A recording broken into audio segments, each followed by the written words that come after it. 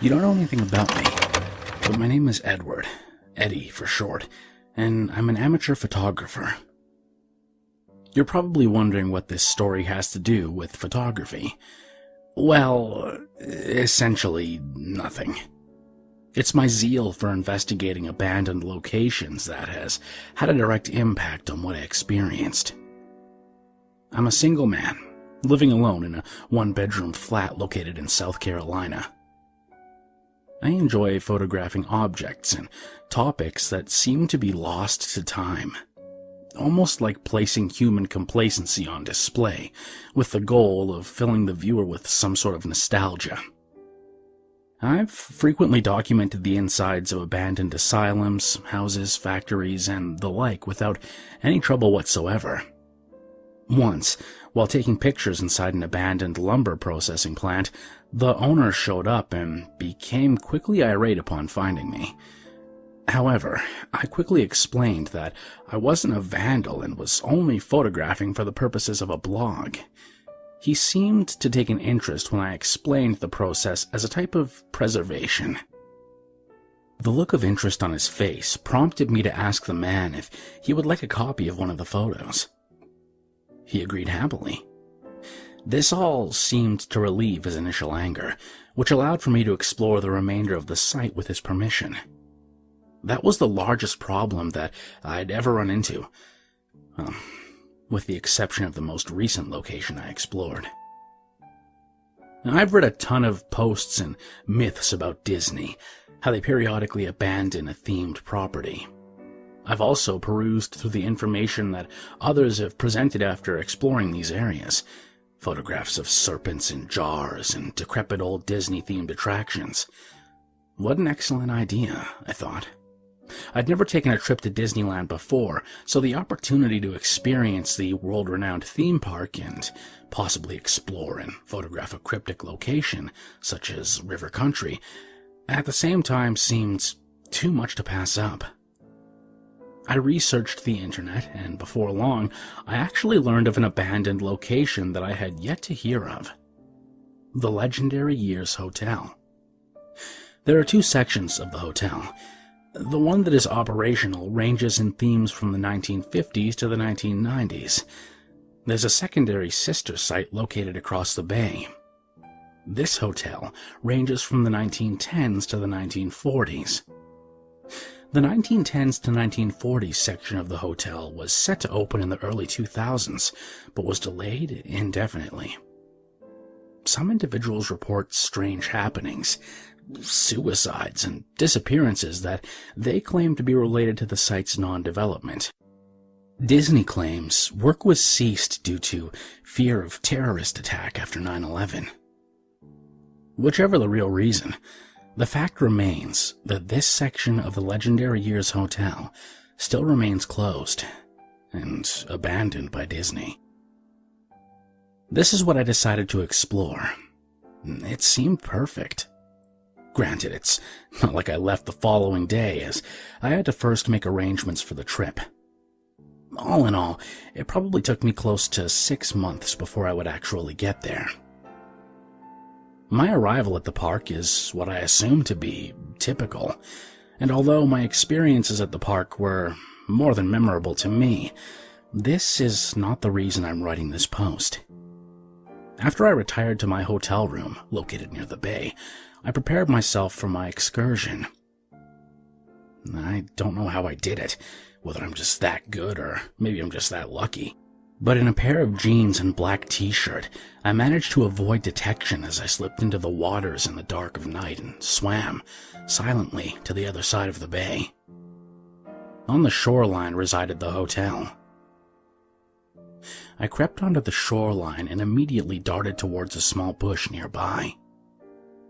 As I changed into the clothing I'd brought with me in a simple black plastic bag, I may have seen lights flashing on the opposite shore, the one I'd just come from. I can't be sure, but if they were there, they were scanning the water in nearby areas in the dark. It didn't matter, though. For if they were there, I was long across the bay and far from their detection. As I placed my wet remnants beside the bush, intending to come back for it later when I made a stealthy return to the park, I stared up at the lonely building that towered before me. It seemed to me like a skeleton of a building, hollowed out, allowing breezes to pass through its gaping openings. Scattered plastic that still clung to the exterior slightly wiggled and flapped in the slight breeze that blew across the terrain. Numerous blackened vacant windows stared back at me, like the empty sockets of a skull. I took my small digital camera from the plastic bag I had used to contain it in and took a couple of shots outside the hotel, trying to capture the forgotten loneliness of the place.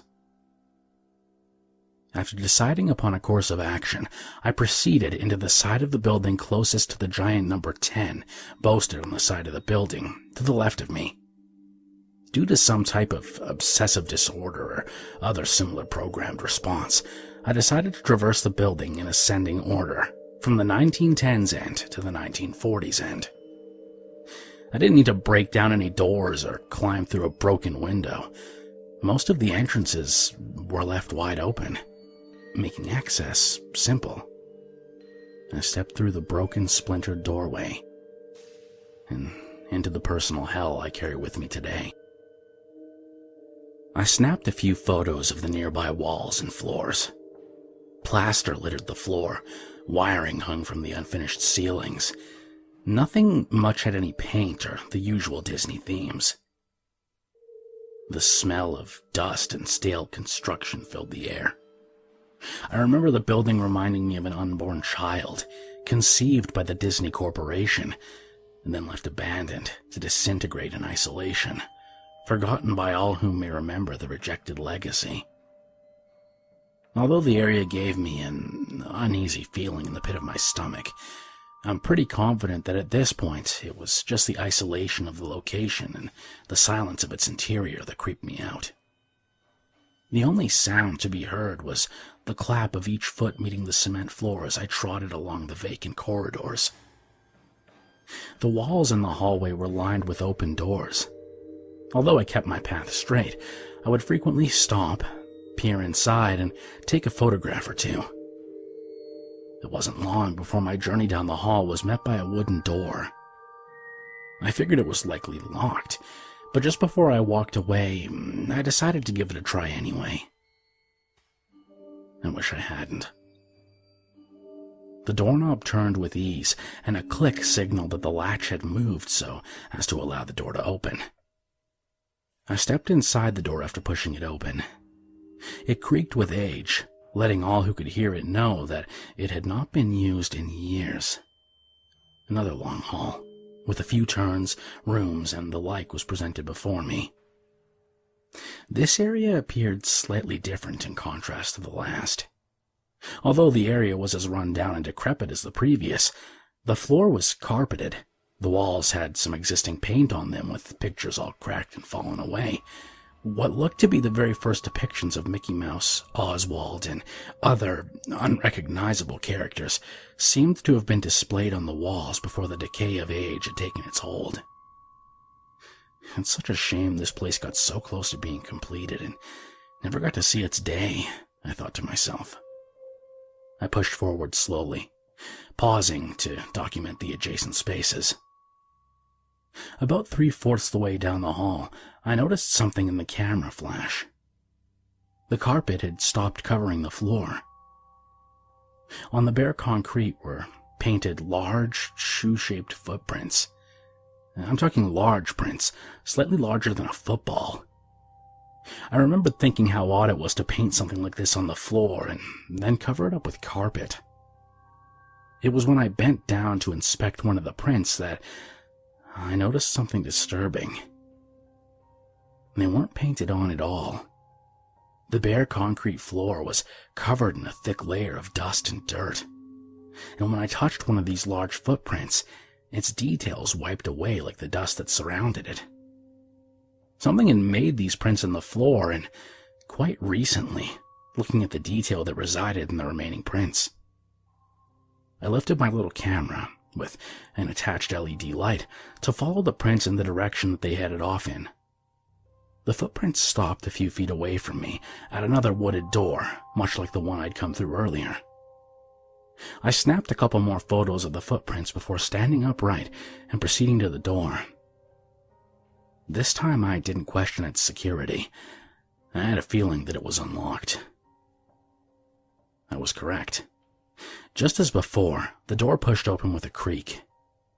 I couldn't tell which direction the prints continued off in, or if they continued at all, for the dirty, plush carpet had returned, hiding any traces of detailed prints made in a thick layer of dust.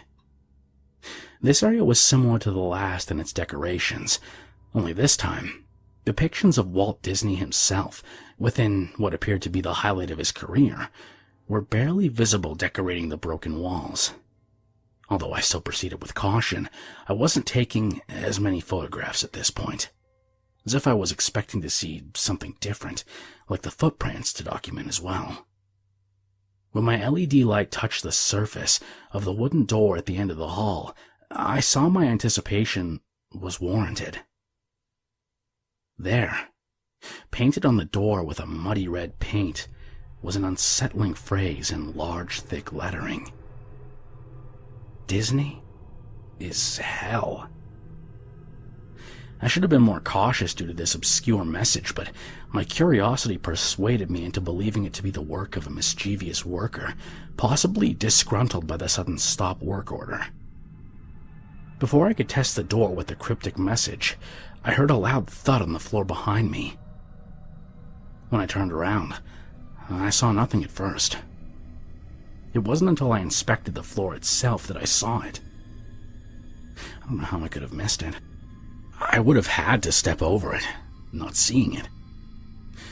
As I was using the LED the whole time, this seemed particularly unlikely. There, laying on the carpet, rested a container. It was small, a deep black, and appeared to be made of marble. It wasn't until I noticed the small black lid that accompanied it laying on the floor beside it, and that I recognized the object. It was an urn. How the hell did I miss an urn? I thought. I stepped closer to it and peered inside. Its contents were empty. Once again, I may have chalked this up to a prank if it had not appeared in a place where I would have likely stepped on it before. Unwilling to just turn around and sneak back into the park, I turned and opened the door with the painted words. This area was different from the rest. There was no hall, only one large room. This must have been the other end of the building on the 1940s side. The carpet remained on the floor, and although the paint on the walls was quite faded and chipped, the walls and ceiling itself were in much better condition than the previous sections of the hotel. Murals of unidentifiable Disney characters were painted on the walls. Peter Pan, Pinocchio, and a beautiful abstract presentation of Fantasia were presented on each of the surrounding walls. To the left of me was a mural-like painting of the deck of Captain Hook's ship. While looking at this wall, I noticed something that wasn't right. The door on the deck of the ship was discernibly different from the surrounding painting. The painting surrounding it seemed aged and faded, but the door seemed much more realistic, like the hands of time had decided to leave that portion of the picture alone. When I got closer and touched it, I realized it wasn't a painting at all. Unlike the rest of the depiction on the wall, such as the deck and windows near the door itself was real. Bewildered, I tried the door, and it too was unlocked. Stairs lay before me. I'd passed a few stairwells while proceeding down the corridor, but all of them led upward. This one was headed down, into some kind of sub-level. Taking a breath, reminding myself of what I had done to get here, and reassuring my rational ways of thinking, I used the LED to light the steps and proceeded down the stairs. As soon as I touched the bottom of the stairs, it felt warm, like a stale, unmoving, and inescapable warmth that was accompanied by the intense smell of sweat. Although the climate had induced my body into immediate perspiration, the smell wasn't me. It was way too sudden and way too intense to have been coming from myself. I nearly vomited on the floor from the stench and considered returning up the stairs, but I was once again somehow able to talk myself into exploring this forgotten place that was sure to stay overlooked. No paint, no carpet, no pictures. It seemed like a standard mechanical room or basement. Abandoned water tanks, dusty pipes, and silent machinery lined the walls and reached into a walkway, extending backwards into an inky blackness. I must have walked for at least 30 minutes, taking turn after turn. This place seemed to extend forever. Just more of the same filled this level of the hotel. Sure, I found an occasional empty storage room or whatever, but nothing more than what one would expect. Well, nothing until I reached a particularly large room-like area through a doorway on the left with an old, white wooden door hanging from the hinges. At first, I saw nothing. I scanned the room, and as my eyes moved right, I saw something written on the far wall. Due to the blackness in the distance, I couldn't make it out from where I was standing. I crept inside. The room was vacant of machinery and piping, with only a few scattered cinder blocks laying about the ground. The only sound that could be heard was the sounds of my breath and the scuffle of my feet along the dirty old cement floor. As I got closer, I could see it was more discernible words. And a moment later, I realized it to be a name.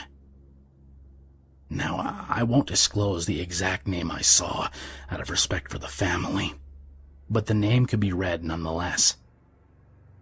The words seemed to stretch down the wall, as if the paint was still wet. But when I got closer and snapped a picture, I realized that I was correct. The letters glistened in the camera flash. I inspected it closely, running my fingers across it and smearing the letters. As I checked the consistency by rolling it in my fingers and smelling the substance that now coated them, I recognized it. Blood. My heart began to race, thinking of how far I'd come.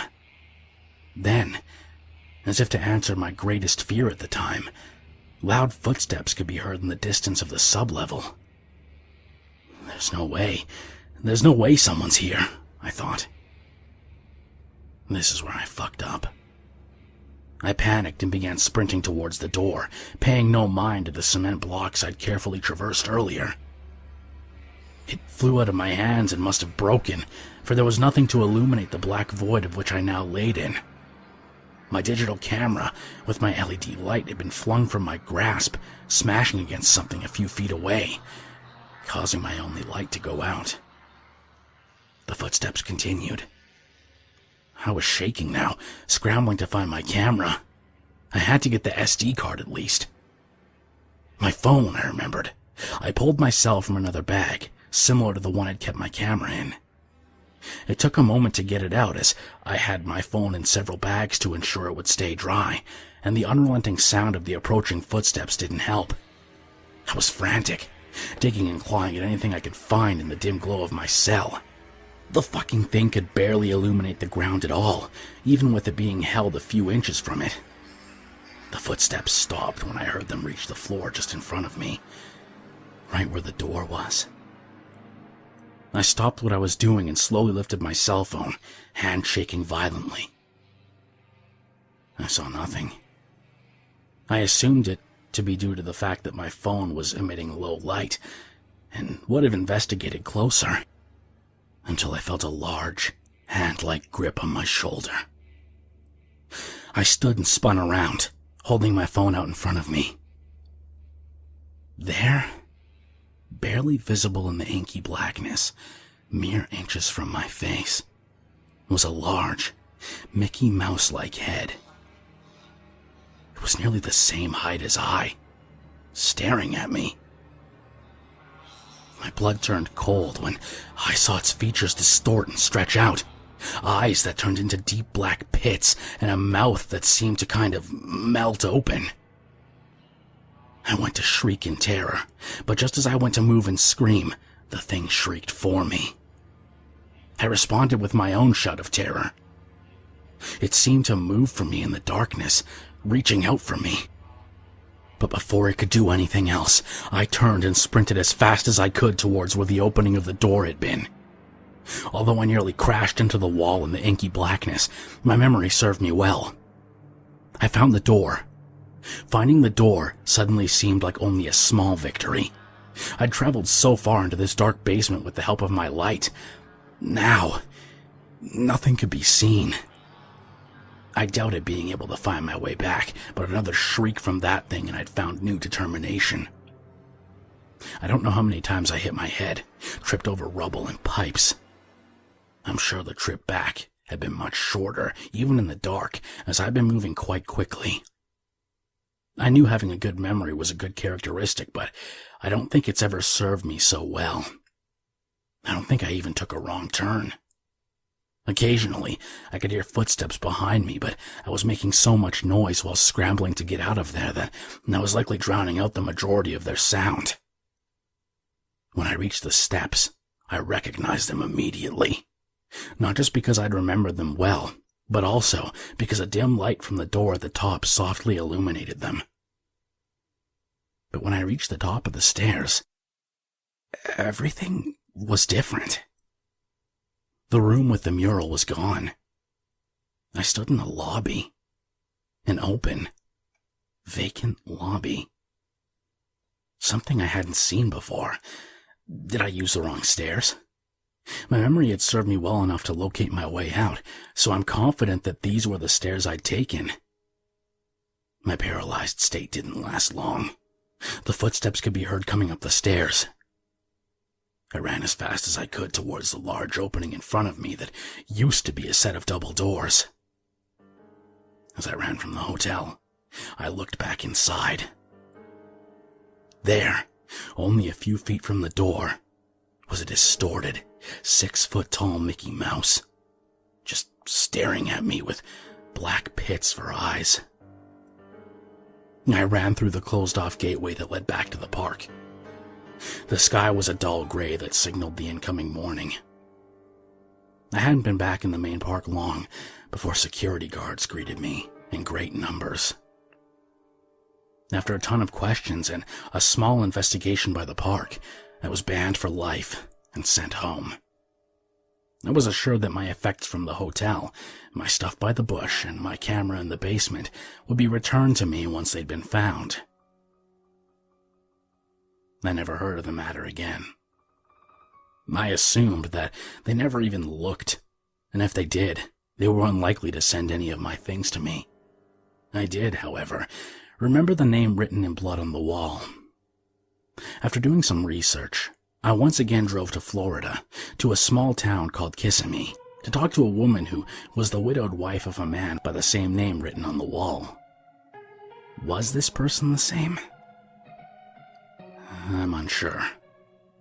I can say that the name wasn't a typical one, such as John or Smith. The woman told me a sad story. Her husband and her met at Disneyland.